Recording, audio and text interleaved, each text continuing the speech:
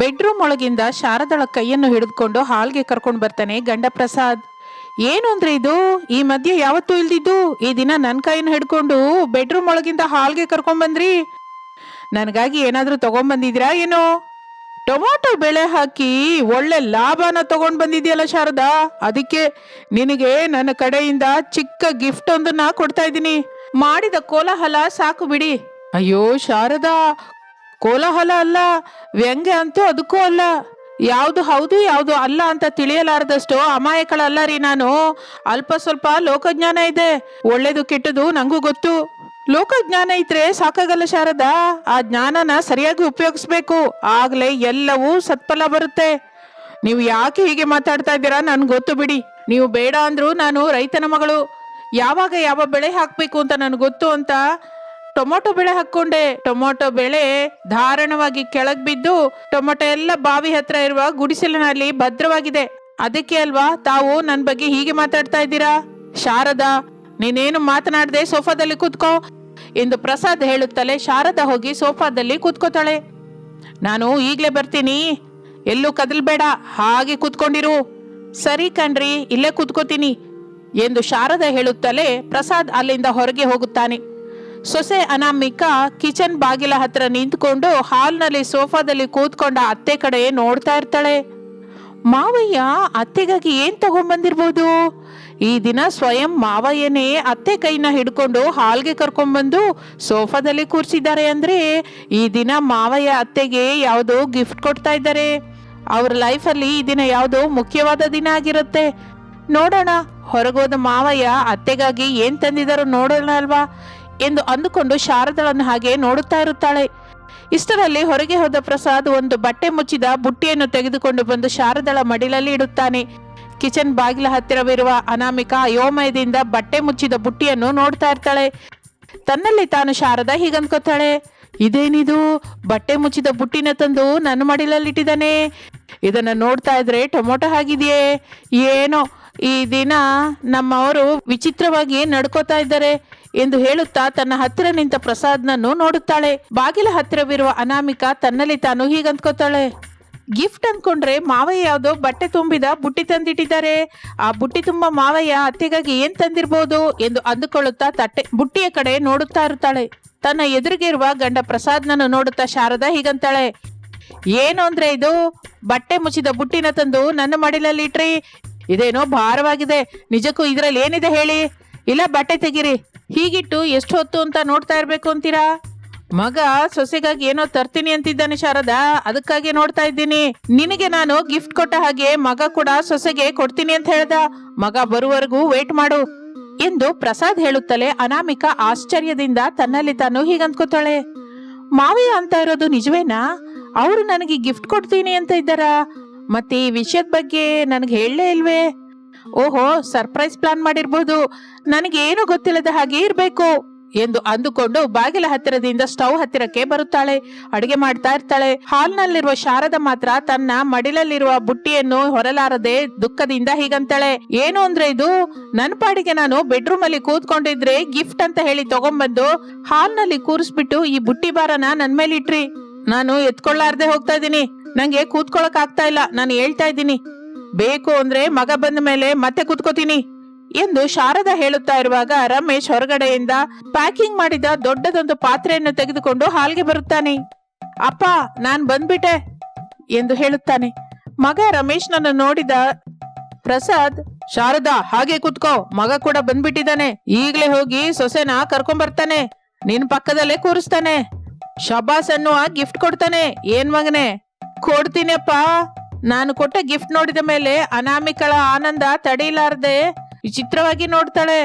ಕೂತ್ಕೊಮ್ಮ, ನಾನ್ ಹೋಗಿ ತಮ್ಮ ಮುದ್ದಿನ ಸೊಸೆನ ಕರ್ಕೊಂಡ್ ಬರ್ತೀನಿ. ಈ ದಿನ ನನ್ಗೇನಕ್ಕೋ ಅನುಮಾನ ಬರ್ತಾ ಇದೆ. ಅನುಮಾನವೇನು ಇಲ್ಲ ಶಾರದಾ, ಕೂತ್ಕೋ, ಒಳಗ್ ಹೋಗಿ ಸೊಸೆನ ಕರ್ಕೊಂಡ್ ಬರ್ತಾನಲ್ಲ ಎಂದು ಹೇಳುತ್ತಲೇ ಶಾರದಾ ಕೂತ್ಕೋತಾಳೆ. ರಮೇಶ್ ಕಿಚನ್ ಒಳಗೆ ಹೋಗ್ತಾನೆ. ಅನಾಮಿಕಾ, ಅಡ್ಗೆ ಕೆಲ್ಸ ಆಯ್ತಾ? ಆಗಿ ಹೋಗ್ತಾ ಇದ್ದೀರಿ, ನಿಮ್ಗೆ ಏನಾದ್ರೂ ಬೇಕಾ? ನಿನ್ ಜೊತೆಗೆ ಸ್ವಲ್ಪ ಕೆಲಸ ಇದೆ, ಒಂದು 5 ನಿಮಿಷ ಬಂದು ಸೋಫಾದಲ್ಲಿ ಕೂತ್ಕೋ. ಅದಲ್ಲ ರೀ, ನನಗೆ ಅಡಿಗೆ ಮನೇಲಿ ಕೆಲಸವಿದೆ ಅಲ್ಲ. ಒಂದು 5 ನಿಮಿಷನೇ ಅನಾಮಿಕಾ, ಸೋಫಾದಲ್ಲಿ ನನ್ ಕೆಲಸವಾದ ತಕ್ಷಣ ನೀನು ಬಂದು ನೀನ್ ಕೆಲಸ ಮಾಡ್ಕೋಬಹುದು. ಎಂದು ಹೇಳಿ ಅನಾಮಿಕಳನ್ನು ಕರೆದುಕೊಂಡು ಹಾಲ್ನಲ್ಲಿರುವ ಶಾರದಳ ಹತ್ತಿರಕ್ಕೆ ಬರುತ್ತಾನೆ. ಹಾಗೆ ಬಂದು ಅಮ್ಮನ ಪಕ್ಕ ಕೂತ್ಕೋ ಅನಾಮಿಕಾ ಎಂದು ಹೇಳುತ್ತಲೇ ಶಾರದಳ ಪಕ್ಕದಲ್ಲಿ ಸೊಸೆ ಅನಾಮಿಕ ಕೂಡ ಕೂತ್ಕೋತಾಳೆ. ರಮೇಶ್ ತಡ ಮಾಡದೆ ತಾನು ಪ್ಯಾಕಿಂಗ್ ಮಾಡಿ ತೆಗೆದುಕೊಂಡು ಬಂದ ಪಾತ್ರೆಯನ್ನು ಅನಾಮಿಕಳ ಕೈಯಲ್ಲಿಡುತ್ತಾನೆ. ಅದೇನೋ ತುಂಬಾ ಭಾರವಾಗಿರುತ್ತೆ. ಅನಾಮಿಕ ಅಯೋಮಯದಿಂದ ತನ್ನಲ್ಲಿ ತಾನು ಹೀಗಂದ್ಕೋತಾಳೆ, ಈ ದೊಡ್ಡ ಪಾತ್ರೆಯಿಂದ ದೋಸೆ ಹಿಟ್ಟಿನ ವಾಸನೆ ಬರ್ತಾ ಇದೆ ಯಾಕೆ ಎಂದು ಅಂದುಕೊಳ್ಳುತ್ತಿದ್ದ ಹಾಗೆ, ಅತ್ತೆ ಸೊಸೆಯರಿಬ್ಬರು ಕಣ್ಮುಚ್ಕೊಳ್ಳಿ, ನಾನು ಮಗ 1 2 3 ಅಂತ ಹೇಳ್ತೀವಿ, ಆಗ ಕಣ್ಣು ತೆಗೀರಿ ಎಂದು ಹೇಳುತ್ತಲೇ ಅತ್ತೆ ಸೊಸೆಯರಿಬ್ಬರು ಕಣ್ಣು ಮುಚ್ಕೋತಾರೆ. 1 2 3 ಎಂದು ಕೌಂಟ್ ಮಾಡುತ್ತಲೇ ಅತ್ತೆ ಸೊಸೆಯರಿಬ್ಬರು ಕಣ್ಣು ತೆಗೆದು ನೋಡುತ್ತಾರೆ. ಶಾರದಳ ಮಡಿಲಲ್ಲಿರುವ ಬುಟ್ಟಿಯ ತುಂಬಾ ಟೊಮೊಟೊವಿರುತ್ತೆ. ಅನಾಮಿಕಳ ಕೈಯಲ್ಲೇನೋ ದೋಸೆ ಹಿಟ್ಟಿರುತ್ತೆ. ಅವುಗಳನ್ನು ನೋಡಿ ಅತ್ತೆ ಸೊಸೆಯರಿಬ್ಬರು ಆಶ್ಚರ್ಯ ಹೋಗುತ್ತಾರೆ. ಒಬ್ಬರನ್ನು ಒಬ್ಬರು ನೋಡ್ಕೊಳ್ತಾ ತಂದೆ ಮಗನನ್ನ ನೋಡುತ್ತಾರೆ. ಕೋಪದಿಂದ ಶಾರದಾ ಹೀಗಂತಾಳೆ, ಏನು ಅಂದ್ರೆ ಇದು? ನೋಡ್ತಾ ಇದ್ರೆ ಅತ್ತೆ ಸೊಸೆಯರಿಗೆ ತಿಳಿತಾ ಇಲ್ವಾ? ನನ್ನ ಮಡಿಲಲ್ಲಿ ಟೊಮೊಟೊಗಳು, ಸೊಸೆ ಮಡಿಲಲ್ಲೇನೋ ದೋಸೆ ಹಿಟ್ಟು. ಹೌದು ರೀ, ಹೀಗೆ ಒಡಿಲಲ್ಲಿ ದೋಸೆ ಹಿಟ್ಟಿನ ಪಾತ್ರೆನ ಯಾಕಿಟ್ಟಿದ್ದೀರಾ? ನಾನೆಷ್ಟು ಹೇಳಿದ್ರು ಕೇಳದೆ ಟೊಮೊಟೊ ಬೇಳೆ ನೀನ್ ಹಾಕಿದೆ ಶಾರದಾ. ಈಗ ಟೊಮೊಟೊಗಳನ್ನ ಏನ್ ಮಾಡ್ತೀಯಾ, ಹೇಗ್ ಮಾಡ್ತೀಯಾ? ಅನ್ನ ತಿನ್ನದೆ 3 ಹೊತ್ತು ಟೊಮೊಟೊನೆ ತಿಂತೀಯಾ? ಏನು ಮಾಡಿದ್ರೆ ಟೊಮೊಟೊ ಬೆಳೆ ಲಾಭ ತಂದು ಕೊಡುತ್ತೋ ನೀನ್ ಹೇಳು ಎಂದು ಪ್ರಸಾದ್ ಕೇಳುತ್ತಲೇ ಶಾರದಾ ಏನು ಮಾತನಾಡದೆ ಮೌನವಾಗಿ ತಲೆ ತಗ್ಗಿಸುತ್ತಾಳೆ. ಅನಾಮಿಕಾ ಅಮಾಯಕವಾದ ಮುಖ ಬಿಟ್ಟು ರಮೇಶ್ನನ್ನು ನೋಡುತ್ತಾಳೆ. ನೀನೇನು ಅನಾಮಿಕಾ, ಏನು ತಿಳಿಯದ ಹಾಗೆ ಅಷ್ಟು ಅಮಾಯಕವಾಗಿ ಮುಖ ಬಿಟ್ಟು ನೋಡ್ತಾ ಇದ್ಯಾ? ನಾನು ಎಷ್ಟು ಹೇಳ್ದೆ, ಈಗ್ಲೇ ಬೇಕಾದಷ್ಟು ಟಿಫಿನ್ ಸೆಂಟ್ರು, ಟಿಫಿನ್ ಗಾಡಿಗಳು ಇದೆ ಅಂತ. ನೀನೊಂದು ದೋಸೆ ಗಾಡಿ ಇಟ್ರೆ ಲಾಸ್ ಆಗೋದ್ ಬಿಟ್ಟು ಲಾಭವಿಲ್ಲ ಅಂತ ಹೇಳಿದ್ನಲ್ಲ, ಆದ್ರೂ ನೀನ್ ಕೇಳಲಿಲ್ಲ. ಈಗ ನೋಡು ಏನಾಯ್ತು. ಬುದ್ಧಿ ಬಂತು ರೀ, ಇನ್ಮೇಲಿಂದ ನೀವು ಹೇಳಿದ ಹಾಗೆ ಕೇಳ್ತೀನಿ. ಮನೆ ಕೆಲಸ ಬಿಟ್ಟು ಹೊರಗೆ ಹೋಗಲ್ಲ ರೀ. ಆದರೆ ಇಷ್ಟವರೆಗೂ ಮಾಡಿದ ಖರ್ಚಾದ್ರೂ ತಿರುಗಿ ಬರ್ಬೇಕಲ್ಲ. ಆದ್ರೆ ನನ್ಗೆ ಬುದ್ಧಿ ಬಂತಲ್ಲ ರೀ. ಶಾರದಾ, ಸೊಸೆಗೆ ಬುದ್ಧಿ ಬಂದಿದೆ ಅಂತೆ, ಮತ್ತೆ ನಿನ್ನ ಪರಿಸ್ಥಿತಿ ಏನು? ನನಗ್ ಕೂಡ ಬುದ್ಧಿ ಬಂದಿದೆ ರೀ. ಇನ್ಮೇಲಿಂದ ನೀವು ಹೇಳ್ದಾಗೆ ಕೇಳ್ತೀನಿ. ಈಗ ನೀನ್ ಹೇಳಿದಷ್ಟಕ್ಕೆ ಮಾತ್ರಕ್ಕೆ ನಾನು ಬಿಟ್ಟು ಬಿಡಲ್ಲ ಶಾರದಾ. ಸೊಸೆ 100 ರೂಪಾಯಿ ತಪ್ಪು ಮಾಡಿದ್ರೆ ನೀನು 1000 ರೂಪಾಯಿ ತಪ್ಪು ಮಾಡಿದ್ಯಾ. ಈಗ ಆ 1000 ರೂಪಾಯಿ ಹೇಗೆ ತಿರುಗಿ ಬರುತ್ತೆ, ಹೇಗೆ ಸಂಪಾದಿಸ್ತೀಯಾ ಆಲೋಚಿಸಿ ಹೇಳು, ಬಾ ಮಗನೇ ಎಂದು ಹೇಳಿ ರಮೇಶ್ನನ್ನು ಕರೆದುಕೊಂಡು ಪ್ರಸಾದ್ ಅಲ್ಲಿಂದ ಹೊರಟು ಹೋಗುತ್ತಾನೆ. ಇದೇನತ್ತೆ, ಚೆನ್ನಾಗಿರುವ ಮಾವಯ್ಯ ಒಂದೇ ಸಲಕ್ಕೆ ವಿಲನ್ ಆಗಿ ಬದಲಾದ್ರು. ಬಾಯ್ ಮುಚ್ಚು. ಬಾಯಿಗೆ ಏನ್ ಅಂತ ಬಂದ್ರೆ ಅದೇ ಮಾತಂತೀಯಾ? ಯಾರನ್ನ ಅಂತ ಇದೀಯಾ, ಯಾರ ಜೊತೆ ಅಂತ ಇದೀಯಾ ನೋಡ್ಕೋಬೇಕಾದ್ದಲ್ಲ. ಸಾರಿ ಅತ್ತೆ. ಸರಿ ಕಣೆ ಸೊಸೆ, ತಂದೆ ಮಗನ ದುಃಖ ಕೂಡ ಅರ್ಥ ಮಾಡ್ಕೋಬೇಕಲ್ಲ. ಇಬ್ರು ಕಷ್ಟಪಡುತ್ತಾ ದುಡ್ಡು ಸಂಪಾದಿಸ್ತಾ ಇದ್ರು. ನಮಗೆ ಇಲ್ಲದ ಜ್ಞಾನದಿಂದ ಲಾಸ್ ಮಾಡಿ ಇಟ್ಟಿದ್ವಿ. ನೀನೇನ್ ಮಾಡ್ತೀಯೋ ಏನೋ ಸೊಸೆ, ಚೆನ್ನಾಗಿ ಆಲೋಚನೆ ಮಾಡು. ಈ ಕಡೆ ಟೊಮೊಟೊ ಸೇಲ್ ಆಗ್ಬೇಕು, ಆ ಕಡೆ ನಿನ್ನ ದೋಸೆ ವ್ಯಾಪಾರ ಚೆನ್ನಾಗಿರ್ಬೇಕು ಎಂದು ಅತ್ತೆ ಸೊಸೆಯರಿಬ್ಬರು ಮಾತನಾಡಿಕೊಳ್ಳುತ್ತಾ ಇರ್ತಾರೆ. ಮಕ್ಕಳು ಹರೀಶ್ ಭವ್ಯರು ಅವ್ರ ಹತ್ರಕ್ಕೆ ಬರ್ತಾರೆ. ಅಜ್ಜಿ, ನೀನು ಮಮ್ಮಿ ಮಾತನಾಡೋದು ನಾನು ತಂಗಿ ಕೇಳಿಸ್ಕೊಂಡ್ವಿ. ನನಗೂ ಅಣ್ಣಯ್ಯಂಗೂ ಒಂದು ಸೂಪರ್ ಐಡಿಯಾ ಬಂದಿದೆ. ಈ ಐಡಿಯಾನ ನೀವಿಬ್ಬರು ಸೇರಿ ಮಾಡಿದ್ರೆ ಬಹಳ ಚೆನ್ನಾಗಿರುತ್ತೆ ಮಮ್ಮಿ. ಅದೇನು ಹೇಳು ತಾಯಿ. ಅತ್ತೆ ಸೊಸೆಯರು ಸೇರಿ ಟೊಮೊಟೊ ದೋಸೆ ಅಂತ ಹೊಸದಾಗಿ ಇಡಿ, ಟೊಮೊಟೊ ಉಪ್ಪಿನಕಾಯಿ ಮಾಡಿ ಎಂದು ತನಗೆ ಬಂದ ಸೂಪರ್ ಐಡಿಯಾವನ್ನು ಭವ್ಯ ಹೇಳುತ್ತಾಳೆ. ಹೌದು ಮಮ್ಮಿ, ತಂಗಿ ಹೇಳಿದ ಹಾಗೇನೆ ನೀನು ಅಜ್ಜಿ ಸೇರಿ ಟೊಮೊಟೊ ದೋಸೆ ಗಾಡಿ ಇಡಿ, ಟೊಮೊಟೊಗಳನ್ನ ಉಪ್ಪಿನಕಾಯಿ ಮಾಡಿ ಎಂದು ಹೇಳುತ್ತಲೇ ಅತ್ತೆ ಸೊಸೆಯರಿಬ್ಬರಿಗೂ ಮಕ್ಕಳು ಹೇಳಿದ ಐಡಿಯಾ ತುಂಬಾ ಹಿಡಿಸುತ್ತೆ. ಅದೇ ಐಡಿಯಾವನ್ನು ಅಮಲು ಮಾಡಬೇಕು ಅಂತ ನಿರ್ಣಯಕ್ಕೆ ಬರುತ್ತಾರೆ. ಮಕ್ಕಳೇ, ನೀವು ಸೂಪರ್ ಅಂದ್ರೆ ಸೂಪರ್ ಕಂಡ್ರು ಎಂದು ಶಾರದಾ ಮಕ್ಕಳನ್ನು ಬಹಳ ಮೆಚ್ಚಿಕೊಳ್ಳುತ್ತಾಳೆ. ಅವರು ಕೊಟ್ಟ ಐಡಿಯಾ ವರ್ಕೌಟ್ ಆಗುತ್ತೆ ಅಂತ ಅನ್ಸುತ್ತೆ. ಹಾಗೆ ಅನಿಸಿದ ತಕ್ಷಣ ಅದನ್ನು ಅಮಲು ಮಾಡುವ ಬಾಧ್ಯತೆಯನ್ನು ತೆಗೆದುಕೊಳ್ಳುತ್ತಾರೆ ಅತ್ತೆ ಸೊಸೆಯರಿಬ್ಬರು. ಹಾಗೆ ಅತ್ತೆ ಸೊಸೆಯರಿಬ್ಬರು ಸೇರಿ ಆ ದಿನದಿಂದ ಟೊಮೊಟೊ ದೋಸೆ ಗಾಡಿ ಇಡುತ್ತಾರೆ. ದಿನ ಕಳೆಯುತ್ತಿದ್ದ ಹಾಗೆ ಅತ್ತೆ ಸೊಸೆಯರ ಟೊಮೊಟೊ ದೋಸೆಯ ವ್ಯಾಪಾರ ಚೆನ್ನಾಗಿ ಸಾಗ್ತಾ ಇರುತ್ತೆ. ಅಷ್ಟೇ ಅಲ್ಲ, ಊರಿನಲ್ಲಿರುವವರಿಗೆ ಒಳ್ಳೆ ಹೆಸರು ತರುತ್ತೆ. ಈ ಅತ್ತೆ ಸೊಸೆಯರ ಹತ್ತಿರ ಈ ಟೊಮೊಟೊ ದೋಸೆ ಊರಿನವರಿಗೆ ಹಿಡಿಸುವುದೊಂದೇ ಅಲ್ಲ, ಒಳ್ಳೆ ದುಡ್ಡು ಕೂಡ ಸಂಪಾದಿಸುವ ಹಾಗೆ ಮಾಡುತ್ತೆ. ಅದರಿಂದ ಅಲ್ಲಿಯವರೆಗೂ ಅತ್ತೆ ಸೊಸೆಯರಿಬ್ಬರು ಪ್ರತಿಯೊಂದರಲ್ಲೂ ನಷ್ಟ ಮಾಡುತ್ತಾರೆ ಅಂದುಕೊಳ್ಳುವ ತಂದೆ ಮಗ ಇಬ್ಬರು ಬಹಳ ಸಂತೋಷಿಸುತ್ತಾರೆ. ಇನ್ನು ಎಲ್ಲರೂ ಸೇರಿ ಸಂತೋಷದಿಂದ ಜೀವಿಸುತ್ತಾ ಇರ್ತಾರೆ. ಇದು ಇಂದಿನ ಕತೆ, ಬಡ ಸೊಸೆಯ ಟೊಮೊಟೊ ದೋಸೆ. ಮತ್ತೊಂದು ಆಸಕ್ತಿಕರವಾದ ಕತೆ ಜೊತೆ ಮತ್ತೆ ಸೇರೋಣ. ಅಲ್ಲಿಯವರೆಗೂ ವಿರಾಮ. ನಮಸ್ತೆ. ಸಮಯ ಅರ್ಧರಾತ್ರಿ 2 ದಾಟಿರುತ್ತದೆ. ಬಿಲ್ಡಿಂಗ್ ಮೇಲೆ ಅತ್ತೆ ಸೊಸೆಯರು ಶಾರದಾ ಅನಾಮಿಕರು ನಿಂತುಕೊಂಡು ಪ್ರಶಾಂತವಾಗಿ ನಿದ್ರೆ ಹೋಗುತ್ತಿರುವ ಊರಿನ ಕಡೆ ನೋಡ್ತಾ ಇರ್ತಾರೆ. ಅತ್ತೆ ಶಾರದಾ ಭಯಪಡುತ್ತಾ ಇದ್ದರೆ ಸೊಸೆ ಅನಾಮಿಕಾ ಧೈರ್ಯದಿಂದಿರುತ್ತಾಳೆ. ಇನ್ ಹೋಗಿ ಮಲ್ಕೊಳ್ಳೋಣ ಬಾರೆ ಸೊಸೆ. ಊರಲ್ಲಿ ಮಕ್ಕಳನ್ನ ಎತ್ಕೊಂಡು ಹೋಗುವ ದೆವ್ವ ತಿರುಗ್ತಾ ಇದ್ರೆ ನಿದ್ದೆ ಹೇಗೆ ಬರುತ್ತೆ ಅತ್ತೆ?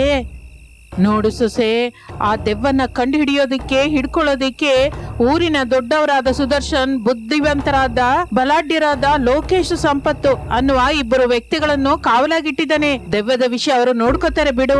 ಹಾಗಲ್ಲ ಅತ್ತೆ, ನಾವು ಕೂಡ ಕೈಲಾದಷ್ಟು ಸಹಾಯ ಮಾಡ್ಬೋದಲ್ಲ. ಏನ್ ಸಹಾಯ ಮಾಡ್ತೀಯೇ? ಆ ದೆವ್ವ ಯಾವಾಗ ಬರುತ್ತೋ, ಹೇಗೆ ಬರುತ್ತೋ, ಯಾರ ಮಕ್ಕಳನ್ನ ಎತ್ಕೊಂಡು ಹೋಗುತ್ತೋ ಅರ್ಥವಾಗ್ತಾ ಇಲ್ಲ, ತಿಳಿತಾ ಇಲ್ಲ. ಅಂತಹ ದೆವ್ವದ ಜೊತೆ ನಮಗೇನಕ್ಕೆ ಹೇಳು? ಆಲೋಚಿಸಿ ಅತ್ತೆ, ಇದುವರೆಗೂ ಸುಮಾರಾಗಿ 10 ವರ್ಷದ ಒಳಗಿನ 6 ಮಕ್ಕಳನ್ನು ಎತ್ಕೊಂಡೋಗಿದೆ. ಹರೀಶ್ ಭವ್ಯರು ಕೂಡ 10 ವರ್ಷದ ಒಳಗೆ ಇದ್ದಾರೆ. ಅದಕ್ಕೆ ನಾನು ಇಷ್ಟೆಲ್ಲ ಆ ದೆವ್ವನ ಹಿಡ್ಕೋಬೇಕು ಅಂತ ನೋಡ್ತಾ ಇದ್ದೀನಿ. ಎತ್ಕೊಂಡು ಹೋದ ಮಕ್ಕಳನ್ನ ಎಲ್ಲಿಗೆ ತಗೊಂಡೋಗ್ತಾ ಇದೆ? ನಿಜಕ್ಕೂ ಆ ದೆವ್ವ ತಗೊಂಡೋಗಿ ಏನ್ ಮಾಡ್ತಾ ಇದೆ? ಆಲೋಚಿಸಿದ್ರೆ ನಿಜ ಅನಿಸ್ತಾ ಇದೆ ಕಣೆ ಸೊಸೆ. ಅಮ್ಮೋ, ನನ್ ಮೊಮ್ಮಗಳು, ಅವರನ್ನು ಬಿಟ್ಬಿಟ್ಟು ನಾನು ಒಂದು ಕ್ಷಣ ಕೂಡ ಇರಲ್ಲ. ಅವರನ್ನ ಯಾವ ಪರಿಸ್ಥಿತಿಯಲ್ಲೂ ಒಂಟಿಯಾಗಿ ಎಲ್ಲಿಗೂ ಕಳ್ಸಲ್ಲ. ಆಡ್ಕೊಳ್ಳೋದಕ್ಕೆ, ಶಾಪಗಳಿಗೆ ಎಲ್ಲಿಗೂ ಕಳ್ಸಲ್ಲ. ಅತ್ತೆ, ನನಗೆ ಊರಿನ ಕೊನೆಯಲ್ಲಿರುವ ನಾಗರತ್ನಳ ಮೇಲೆ ಯಾಕೋ ಅನುಮಾನವಾಗ್ತಿದೆ. ನಾಗರತ್ನಳ ವಯಸ್ಸು ಎಷ್ಟಿರುತ್ತೆ ಅಂತ ಅನ್ಕೋತಾ ಇದೆಯಾ ಸೊಸೆ? ಎಷ್ಟು ಅಂತ ನಾನು ಹೇಳಲಾರೆ. ಆದ್ರೆ ಅತ್ತೆ, ಈ ಕಡೆ ಕನ್ಯೆ ಅಲ್ಲ, ಆ ಕಡೆ ಮುದುಕಿ ಕೂಡ ಅಲ್ಲ. ಊರಿನ ಕೊನೆಯಲ್ಲಿರುವ ನಾಗರತ್ನಿಗೆ ದೆವ್ವಕ್ಕೂ ಏನೋ ಸಂಬಂಧ ಇದ್ದೇ ಇದೆ ಅತ್ತೆ ಎಂದು ಅನಾಮಿಕಾ ಹೇಳುತ್ತಾ ಇರುವಾಗ ನಾಯಿಗಳು ಬೊಗಳುತ್ತಿರುವ ಸೌಂಡು ಕೇಳಿಸುತ್ತದೆ. ಶಾರದಾ ಒಂದೇ ಸಲಕ್ಕೆ ಬೆಚ್ಚಿ ಬೀಳುತ್ತಾಳೆ. ಅನಾಮಿಕಾ ಮಾತ್ರ ಧೈರ್ಯದಿಂದ ಸುತ್ತಲೂ ನೋಡ್ತಾ ಇರ್ತಾಳೆ. ಆಗಲೇ ಮುದುಕಿ ನಾಗರತ್ನ ಒಂದು ಲಾಂದ್ರ ಹಿಡಿದುಕೊಂಡು ಮುಂದಕ್ಕೆ ನಡೆಯುತ್ತಾ ಇರುತ್ತಾಳೆ. ಅದು ಅನಾಮಿಕಾ ನೋಡುತ್ತಾಳೆ. ಆದರೆ ಅದು ಖಚಿತವಾಗಿ ನಾಗರತ್ನಳೆ ಅಂತ ಹೋಲಿಸಿಕೊಳ್ಳಲಾರದೆ ಹೋಗುತ್ತಾಳೆ ಅನಾಮಿಕಾ. ಅತ್ತೆ, ನೀವು ಹೋಗಿ ಮಲ್ಕೊಳ್ಳಿ, ನಾನು ಮತ್ತೆ ಬರ್ತೀನಿ ಎಂದು ಹೇಳಿ ಅನಾಮಿಕಾ ಬಿಲ್ಡಿಂಗ್ ಮೇಲಿನಿಂದ ಕೆಳಗೆ ಬಂದು ಹಾಗೆ ಮುಂದಕ್ಕೆ ನಡೆದುಕೊಂಡು ಹೋಗ್ತಾ ಇರ್ತಾಳೆ. ಲಾಂದ್ರ ಹಿಡಿದುಕೊಂಡು ಮುದುಕಿ ನಾಗರತ್ನ ಕಾಡಿನ ಕಡೆಗೆ ನಡೆಯುತ್ತಾ ಇರುತ್ತಾಳೆ. ಸ್ವಲ್ಪ ದೂರದಲ್ಲಿ ನಾಗರತ್ನಳ ಹಿಂದೆ ಅನಾಮಿಕಾ ನಡೆಯುತ್ತಾ ಇರುತ್ತಾಳೆ. ಮುದುಕಿ ನಾಗರತ್ನ ಕಾಡಿನೊಳಗೆ ಬಂದು ಸಡನ್ ಆಗಿ ಮಾಯವಾಗುತ್ತಾಳೆ. ಅನಾಮಿಕಾ ಅಯೋಮಯದಿಂದ ಸುತ್ತಲೂ ನೋಡ್ತಾ ಇರ್ತಾಳೆ. ಆಗಲೇ ಲೋಕೇಶ್, ಸಂಪತ್ ಓಡಿಕೊಂಡು ಅನಾಮಿಕಳ ಹತ್ತಿರಕ್ಕೆ ಬರ್ತಾರೆ. ಅಕ್ಕ, ಈಗ ಒಂದು ವ್ಯಕ್ತಿ ಹೋದ್ರಲ್ಲ, ಯಾವ ಕಡೆ ಹೋದ್ರು? ಹೋದನಲ್ಲ ಸಂಪತ್ತು, ಹೋಗಿದ್ದಾಳೆ. ನಾನು ಬಹಳ ಹತ್ತಿರದಿಂದ ನೋಡ್ದೆ. ಲಾಂದ್ರ ಹಿಡ್ಕೊಂಡು ಹೋಗಿದ್ದಾಳೆ. ಗಂಡಸರಲ್ಲ, ಹೆಣ್ಣು ಹೆಂಗಸು. ದಿನ ನಾಯಿಗಳು ಬೊಗಳುತ್ತಾ ಇರುತ್ತೆ. ಆಗ ಹೀಗೆ ಲಾಂದ್ರ ಹಿಡ್ಕೊಂಡು ಹೋಗ್ತಾ ಇರ್ತಾಳೆ. ಬೊಗಳ್ತಾ ಇರೋ ನಾಯಿಗಳಿಗೂ ಹೀಗೆ ಹೋಗ್ತಾ ಇರೋ ಹೆಂಗಸಿಗೂ ದೆವ್ವಕ್ಕೂ ಏನೋ ಸಂಬಂಧವಿದೆ. ಅದೇನೋ ಬೇಗದಲ್ಲೇ ತಿಳ್ಕೊಳ್ಳೋಣ. ನೀವು ಹೋಗಿ ಕಾವಲು ಕಾಯ್ತಾ ಇರಿ, ಹೋಗಿ ಎಂದು ಹೇಳುತ್ತಲೇ ಲೋಕೇಶ್ ಒಂದು ಕಡೆ, ಸಂಪತ್ ಒಂದು ಕಡೆ ಹೊರಟು ಹೋಗುತ್ತಾನೆ. ಅನಾಮಿಕಾ ನಿಧಾನವಾಗಿ ನಾಗರತ್ನಳ ಮನೆ ಕಡೆಗೆ ನಡೆಯುತ್ತಾ ಇರುತ್ತಾಳೆ. ಕಂದೀಲು ಬೆಳಗುತ್ತಿರುವ ಗುಹೆಯಲ್ಲೇ ಲಾಂತ್ರ ಹಿಡಿದುಕೊಂಡ ನಾಗರತ್ನ ಪ್ರತ್ಯಕ್ಷವಾಗುತ್ತಾಳೆ. ಮಾಂತ್ರಿಕ ರಾಜ ಎಂದು ಕರೆಯುತ್ತಲೇ ಅಲ್ಲಿ ಮಾಂತ್ರಿಕ ಪ್ರತ್ಯಕ್ಷವಾಗುತ್ತಾನೆ. ಮಾಂತ್ರಿಕ ರಾಜ, ಈ ದಿನ ಎತ್ತುಕೊಂಡು ಬರಬೇಕಾದ ಮಕ್ಕಳು ಯಾರು ಎಂದು ನಾಗರತ್ನ ಕೇಳುತ್ತಲೇ ಅಲ್ಲಿರುವ ಮಾಂತ್ರಿಕ ಮಂತ್ರ ಓದುತ್ತಾನೆ. ಅಷ್ಟೇ, ಗಾಳಿಯಲ್ಲಿ ಬೆಳ್ಳನೆಯ ಹೊಗೆ ಏರ್ಪಡುತ್ತೆ. ಆ ಹೊಗೆಯಲ್ಲಿ ಅನಾಮಿಕಳ ಮಕ್ಕಳು ಹರೀಶ್ ಭವ್ಯರು ಕಾಣಿಸುತ್ತಾರೆ. ನಾಗರತ್ನ, ಈ ಇಬ್ಬರು ಮಕ್ಕಳನ್ನು ನನ್ನ ಹತ್ರಕ್ಕೆ ಕರ್ಕೊಂಡು ಬರುವಾಗ ಮಾಮೂಲಾಗಿ ಇರಬಾರ್ದು. ಚಿತ್ರ ಹಿಂಸೆ ಕೊಡು, ರಕ್ತ ಕಾರ್ತಾ ಇರಬೇಕು, ಭಯದಿಂದ ಮಕ್ಕಳು ಅಳುತ್ತಾ ಇರಬೇಕು. ಆಗ ನಾನು ಕಾಳಿಕಾ ಪೂಜೆ ಮಾಡಿ ಎಲ್ಲರನ್ನು ಒಂದೇ ಸಲಕ್ಕೆ ಆಹುತಿ ಕೊಡ್ತೀನಿ. ಕಾಳಿಕಾ ದೇವಿನ ಪ್ರಸನ್ನ ಮಾಡಿಕೊಂಡು ಆಧಿಪತ್ಯ ಕೋರ್ಕೋತೀನಿ ಎಂದು ಗಟ್ಟಿಯಾಗಿ ನಗುತ್ತಾನೆ. ಆ ನಗುವಿಗೆ ಒಂದೇ ಸಲಕ್ಕೆ ಆ ಗುಹೆ ಅದುರಿದ ಹಾಗೆ ಆಗುತ್ತೆ. ಹಾಗೆ ಮಾಂತ್ರಿಕ ರಾಜ ಎಂದು ಹೇಳಿ ನಾಗರತ್ನ ದೆವ್ವದ ಹಾಗೆ ಬದಲಾಗುತ್ತಾಳೆ. ಗಟ್ಟಿಯಾಗಿ ನಗುತ್ತಾ ಆ ಗುಹೆಯಲ್ಲಿ ಮಾಯವಾಗಿ ಮಕ್ಕಳ ಜೊತೆ ಮಲಗಿಕೊಂಡ ಶಾರದಳ ರೂಮಿನಲ್ಲಿ ಪ್ರತ್ಯಕ್ಷವಾಗುತ್ತಾಳೆ. ಶಾರದಾ ದೆವ್ವವನ್ನು ನೋಡುತ್ತಾಳೆ. ಓಹೋ ಶಾರದಾ, ನೀನ್ ಇನ್ನೂ ಮಲ್ಕೊಂಡಿಲ್ವಾ? ಕುಸೊಸೆ, ರಮೇಶು, ಏನು ಅಂದ್ರೆ ಎಂದು ಗಟ್ಟಿಯಾಗಿ ಭಯದಿಂದ ಕರೆಯುತ್ತಾ ಇರುತ್ತಾಳೆ. ಆ ದೆವ್ವ ನಗುತ್ತಾ ಇರುತ್ತದೆ. ನೀನು ಕರೆದರೂ ಯಾರಿಗೂ ಕೇಳಿಸೋದಿಲ್ಲ ಶಾರದಾ. ನಾನು ನಿನ್ನ ಮೊಮ್ಮಗಳನ್ನು ತಗೊಂಡು ಹೋಗ್ತಾ ಇದ್ದೀನಿ. ಇನ್ನು ಅವರ ಫೋಟೋಗಳಿಗೆ ಹಾರ ಹಾಕೊಳ್ಳಿ ಎಂದು ಹೇಳಿ ಹರೀಶ್ ಭವ್ಯರ ಜೊತೆ ಆ ದೆವ್ವ ಮಾಯವಾಗುತ್ತದೆ. ಅಷ್ಟೇ, ಆಗ ಶಾರದಾ ಗಟ್ಟಿಯಾಗಿ ಅರ್ಚುತ್ತಾ ಅಳ್ತಾ ಇರ್ತಾಳೆ. ಪ್ರಸಾದ್ ನಿದ್ರೆಯಿಂದ ಹೇಳ್ತಾನೆ. ರಮೇಶ್ ಓಡಿ ಬಂದು ಅಲ್ಲಿಗೆ ಬರ್ತಾನೆ. ಗಾಬರಿ ಆಗ್ತಾ ಇರ್ತಾರೆ. ಏನಾಯ್ತು ಶಾರದಾ, ಯಾಕೆ ಅಳ್ತಾ ಇದೀಯಾ? ಏನು ಅಂದ್ರೆ ಆ ದೆವ್ವ ಬಂದು ಮಕ್ಕಳನ್ನ ಎತ್ಕೊಂಡು ಹೋಯ್ತು ರೀ ಎಂದು ಹೇಳುತ್ತಲೇ ರಮೇಶ್ ಪ್ರಸಾದ್ ಇಬ್ಬರು ಮಕ್ಕಳ ಕಡೆ ನೋಡುತ್ತಾರೆ. ಆದರೆ ಬೆಡ್ ಮೇಲೆ ಇರಬೇಕಾದ ಹರೀಶ್ ಭವ್ಯ ಕಾಣಿಸುವುದಿಲ್ಲ. ಗಾಬರಿ ಆಗ್ತಾ ಇರ್ತಾರೆ. ರಮೇಶ್ ಪ್ರಸಾದ್ ಹೊರಗಡೆಗೆ ಬರ್ತಾರೆ. ಸುತ್ತಲೂ ನೋಡ್ತಾ ಇರ್ತಾರೆ. ಎಲ್ಲಿಯೂ ಅವರಿಗೆ ದೆವ್ವ ಕಾಣಿಸೋದಿಲ್ಲ. ಅಪ್ಪ, ನೀವು ಆ ಕಡೆ ಹೋಗಿ, ನಾನು ಈ ಕಡೆ ಹೋಗ್ತೀನಿ ಎಂದು ಹೇಳಿ ರಮೇಶ್ ಒಂದು ಕಡೆ ಓಡುತ್ತಾನೆ. ಪ್ರಸಾದ್ ಮತ್ತೊಂದು ಕಡೆ ಓಡ್ತಾ ಸುತ್ತಲೂ ನೋಡ್ತಾ ಇರ್ತಾನೆ. ಓಡುತ್ತಾ ಮುಂದಕ್ಕೆ ಹೋಗುತ್ತಿರುವ ರಮೇಶನಿಗೆ ನಾಗರತ್ನಳ ಮನೆ ಕಡೆಗೆ ಹೋಗುತ್ತಿರುವ ಅನಾಮಿಕಾ ಕಾಣಿಸುತ್ತಾಳೆ. ಅನಾಮಿಕಾ ಎನ್ನುತ್ತಾ ಅನಾಮಿಕಳ ಹತ್ತಿರಕ್ಕೆ ಬರುತ್ತಾನೆ. ಗಾಬರಿಯಾಗುತ್ತಿರುವ ಗಂಡನನ್ನು ನೋಡುತ್ತಾಳೆ ಅನಾಮಿಕಾ. ಏನಾಯ್ತು ರೀ, ಯಾಕೆ ಅಷ್ಟೆಲ್ಲ ಗಾಬರಿ ಆಗ್ತಾ ಇದ್ದೀರಾ? ಅನಾಮಿಕಾ, ಅಮ್ಮ ನೋಡ್ತಾ ಇರುವಾಗ್ಲೇ ಅವಳ ಕಣ್ಣು ಮುಂದೆನೆ ಆ ದೆವ್ವ ಬಂದು ನಮ್ಮ ಮಕ್ಕಳನ್ನ ಎತ್ಕೊಂಡು ಹೋಯ್ತು. ಅಮ್ಮ ಎಷ್ಟು ಕರೆದ್ರು, ಅಪ್ಪ ಮಾತಾಡ್ಲಿಲ್ವಂತೆ ಎಂದು ಹೇಳುತ್ತಲೇ ಅನಾಮಿಕಳಿಗೆ ದುಃಖ ಬರುತ್ತದೆ. ಕಣ್ಣೀರು ಹಾಕಿಕೊಳ್ಳುತ್ತಾಳೆ. ಆದರೆ ಅನಾಮಿಕಾ ಅಷ್ಟು ದುಃಖದಲ್ಲಿ ಕೂಡ ತನ್ನ ಧೈರ್ಯವನ್ನು ಕಳೆದುಕೊಳ್ಳಲಿಲ್ಲ. ನನ್ನ ಅನುಮಾನ ನಿಜವಾದರೆ ನಮ್ಮ ಮಕ್ಕಳು ಇಲ್ಲೇ ಇರ್ತಾರೆ, ಬನ್ನಿ ಎಂದು ಹೇಳಿ ರಮೇಶ್ನನ್ನು ಕರೆದುಕೊಂಡು ನಾಗರತ್ನಳ ಮನೆಗೆ ಬರುತ್ತಾಳೆ.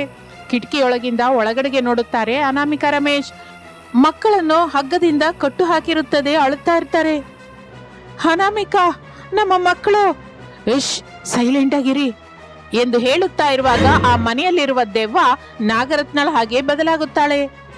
ನನ್ನ ಅನುಮಾನ ನಿಜವಾಯ್ತು. ಈಗ ನಮ್ಮ ಮಕ್ಕಳನ್ನು ಎಲ್ಲಿಗೆ ತಗೊಂಡು ಹೋಗ್ತಾ ಇದ್ದಾಳೆ? ನಿಜಕ್ಕೂ ಹೇಗೆ ತಗೊಂಡು ಹೋಗ್ತಾಳೆ? ಮಕ್ಕಳನ್ನು ನಾನು ಹೇಗೆ ಕಾಪಾಡ್ಕೋಬೇಕು ಎಂದು ಅಂದುಕೊಳ್ಳುತ್ತಾ ಆಲೋಚನೆ ಮಾಡುತ್ತಾ ಇರುವಾಗ ನಾಗರತ್ನ ಅಳುತ್ತಿರುವ ಮಕ್ಕಳ ಕಡೆ ನೋಡುತ್ತಾ, ಮಕ್ಕಳೇ, ನೀವು ತುಂಬಾ ಅದೃಷ್ಟವಂತರು.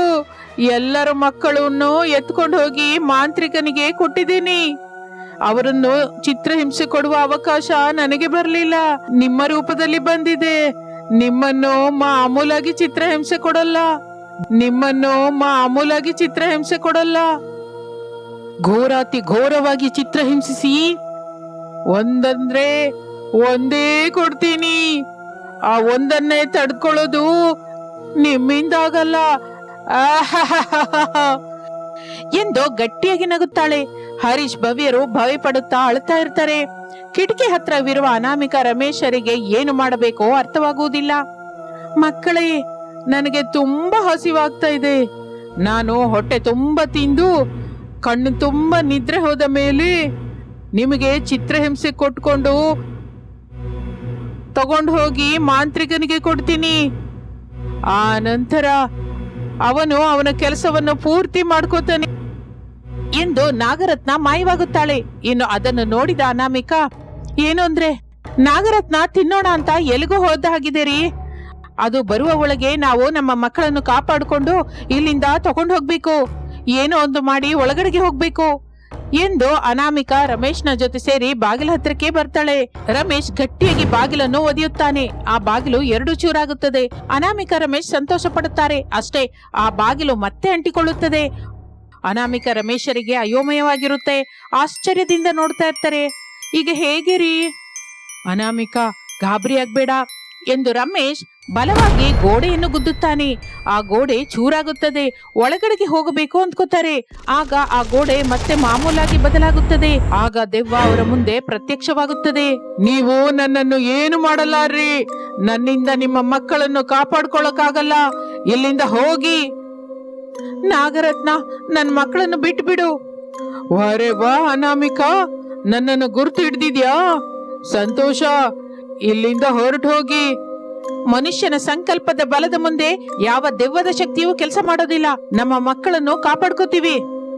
ಅನಾಮಿಕಾ, ನಮ್ಮನ್ನು ಸಾಯಿಸುವ ಸ್ವರ್ಣ ಖಡ್ಗ ಪಶ್ಚಿಮ ದಿಕ್ಕದಲ್ಲಿರುವ ದೊಡ್ಡ ಮರದ ಕೆಳಗೆ ಧ್ಯಾನ ಮುದ್ರೆಯಲ್ಲಿ ಕುಳಿತಿರುವ ಮುನಿ ಹತ್ರವಿದೆ ಅಂತ ನಿನಗೆ ಗೊತ್ತಿಲ್ಲ. ಇನ್ನು ಹೋಗು ಎಂದು ಹೇಳಿ ಆ ದೆವ್ವ ಮಾಯವಾಗುತ್ತದೆ. ಏನು ಅಂದ್ರೆ ದೆವ್ವ ನಮಗೆ ಸ್ವರ್ಣ ಖಡ್ಗ ಅಂತ ಯಾವುದು ಹಿಂಟು ಕೊಟ್ಟಿದೆ ಅಲ್ಲ? ಹೌದು ಅನಾಮಿಕಾ, ಪಶ್ಚಿಮ ದಿಕ್ಕಿನಲ್ಲಿರುವ ದೊಡ್ಡ ಮರದ ಕೆಳಗೆ ಕೂತ್ಕೊಂಡಿರುವ ಮುನಿ ಹತ್ತಿರ ಆ ಸ್ವರ್ಣ ಖಡ್ಗ ಇರುತ್ತೆ ಅಂತ ಹೇಳಿದ್ದೆ. ಇನ್ನು ಅಷ್ಟೇ, ಅನಾಮಿಕಾ ರಮೇಶರು ತಡ ಮಾಡದೆ ಪಶ್ಚಿಮ ದಿಕ್ಕಿನಲ್ಲಿರುವ ಮರದ ಹತ್ತಿರಕ್ಕೆ ಓಡಿ ಬರುತ್ತಾರೆ. ಧ್ಯಾನ ಮುದ್ರೆಯಲ್ಲಿ ಒಬ್ಬ ಮುನಿ ಕಾಣಿಸುತ್ತಾನೆ. ಅನಾಮಿಕಾ ರಮೇಶರು ಆ ಮುನಿಗೆ ಕೈ ಜೋಡಿಸಿ ಬೇಡಿಕೊಳ್ಳುತ್ತಾರೆ. ತಮ್ಮ ಮಕ್ಕಳನ್ನು ಕಾಪಾಡು ಅಂತ ಬೇಡಿಕೊಳ್ಳುತ್ತಾರೆ. ಸ್ವಲ್ಪ ಹೊತ್ತಿಗೆ ಆ ಮುನಿ ಕಣ್ಣು ತೆಗೆಯುತ್ತಾನೆ. ತನ್ನ ಹತ್ತಿರವಿರುವ ಸ್ವರ್ಣ ಖಡ್ಗವನ್ನು ಪ್ರತ್ಯಕ್ಷ ಮಾಡಿಸಿ ಅನಾಮಿಕಳಿಗೆ ಕೊಡುತ್ತಾನೆ. ಈ ಸ್ವರ್ಣ ಖಡ್ಗವನ್ನು ಕೆಳಗೆ ಬೀಳದ ಹಾಗೆ ನೋಡ್ಕೋಬೇಕು ತಾಯಿ. ಇದು ಅಪ್ಪಿತಪ್ಪಿ ಕೆಳಗೆ ಬಿದ್ದರೆ ಅದರ ಶಕ್ತಿಯನ್ನು ಕಳೆದುಕೊಳ್ಳುತ್ತದೆ. ಏನಾದರೂ ಬೇಕು ಅಂತ ಬೇಡಿಕೊಂಡರೆ ಈ ಸ್ವರ್ಣ ಖಡ್ಗ ಖಚಿತವಾಗಿ ನೆರವೇರಿಸುತ್ತೆ. ಹಾಗೆ ಸ್ವಾಮಿ ಎಂದು ಹೇಳಿ ಅನಾಮಿಕಾ ಸ್ವರ್ಣ ಖಡ್ಗ ಹಿಡಿದುಕೊಂಡು ಓಡುತ್ತಾ ಇರುತ್ತಾಳೆ. ಅವಳ ಹಿಂದೆ ರಮೇಶ್ ಓಡುತ್ತಾ ಇರುತ್ತಾನೆ. ದೆವ್ವ ಅಳುತ್ತಿರುವ ಹರೀಶ್ ಭವ್ಯರನ್ನು ಎಳೆದುಕೊಂಡು ಹೋಗ್ತಾ ಇರುತ್ತೆ. ಅಷ್ಟೇ, ಅನಾಮಿಕಾ ಸರಿಯಾಗಿ ತನ್ನ ಮಕ್ಕಳನ್ನು ಕಾಪಾಡಿಕೊಳ್ಳುವುದಕ್ಕೆ ಧೈರ್ಯ ಮಾಡಿ ಆ ಮುನಿ ಕೊಟ್ಟ ಸ್ವರ್ಣ ಖಡ್ಗದಿಂದ ಬಂದು ದೆವ್ವವನ್ನು ಚುಚ್ಚುತ್ತಾಳೆ. ಅಷ್ಟೇ, ಆ ದೆವ್ವ ಸುಟ್ಟು ಹೋಗುತ್ತಾ ಇರುತ್ತದೆ. ನಿನ್ನ ಮಕ್ಕಳನ್ನು ಕಾಪಾಡಿಕೊಂಡೆ, ಆದ್ರೆ ಮಿಕ್ಕ ಮಕ್ಕಳನ್ನು ಕಾಪಾಡಲಾರೆ ಎಂದು ಪೂರ್ತಿಯಾಗಿ ಸುಟ್ಟು ಹೋಗುತ್ತದೆ. ಅಷ್ಟೇ, ರಮೇಶ್ ತಕ್ಷಣ ತನ್ನ ಮಕ್ಕಳನ್ನು ಪ್ರೇಮದಿಂದ ಹತ್ತಿರಕ್ಕೆ ಎಳ್ಕೊತಾನೆ. ಸ್ವರ್ಣ ಖಡ್ಗನ ಆ ಮಾಂತ್ರಿಕನ ಗುಹೆ ಎಲ್ಲಿದೆಯೋ ತೋರಿಸು ಎಂದು ಬೇಡಿಕೊಳ್ಳುತ್ತಲೇ ಸ್ವರ್ಣ ಖಡ್ಗ ಮುಂದಕ್ಕೆ ಹೋಗುತ್ತಾ ಇರುತ್ತದೆ. ಅನಾಮಿಕಾ ಹಿಂದೆ ಓಡುತ್ತಾ ಇರುತ್ತಾಳೆ. ಮಾಂತ್ರಿಕನ ಗುಹೆಯೊಳಗೆ ಹೋಗುತ್ತದೆ ಆ ಸ್ವರ್ಣ ಖಡ್ಗ. ಅನಾಮಿಕಾ ಬಂದು ಸ್ವರ್ಣ ಖಡ್ಗವನ್ನು ಹಿಡಿದುಕೊಳ್ಳುತ್ತಾಳೆ. ಕೋಪದಿಂದ ನೋಡುತ್ತಾ ಮಾಂತ್ರಿಕ ಮಂತ್ರವನ್ನು ಓದುತ್ತಾ ಇರುತ್ತಾನೆ. ತಡ ಮಾಡದೆ ಆ ಕತ್ತಿಯಿಂದ ಮಾಂತ್ರಿಕನನ್ನು ಕೂಡ ಚುಚ್ಚುತ್ತಾಳೆ ಅನಾಮಿಕಾ. ಆ ಮಾಂತ್ರಿಕ ಬೂದಿಯಾಗಿ ಹೋಗುತ್ತಾನೆ. ಇನ್ನು ಮಕ್ಕಳೆಲ್ಲರೂ ಆ ಗುಹೆಯಿಂದ ಹೊರಗೆ ಬರುತ್ತಾರೆ.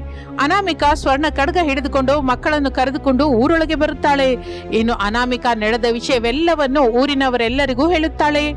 ತನ್ನ ಪ್ರಾಣವನ್ನು ಪಣಕ್ಕಿಟ್ಟು ಅನಾಮಿಕಾ ಇಂತಹ ಸಾಹಸ ಮಾಡಿದ್ದಕ್ಕೆ ಊರಿನವರು ಅವಳನ್ನು ಅಭಿನಂದಿಸುತ್ತಾರೆ. ತಮ್ಮ ಮಕ್ಕಳನ್ನು ನೋಡಿ ಎಷ್ಟೋ ಸಂತೋಷ ಪಡುತ್ತಾರೆ. ಇನ್ನು ಆ ದಿನದಿಂದ ಅನಾಮಿಕಾ ಚೆನ್ನಾಗಿ ಸಂಸಾರ ಮಾಡಿಕೊಳ್ಳುತ್ತಾ ಸ್ವರ್ಣ ಖಡ್ಗಕ್ಕೆ ಪೂಜೆ ಮಾಡುತ್ತಾ ಇರುತ್ತಾಳೆ.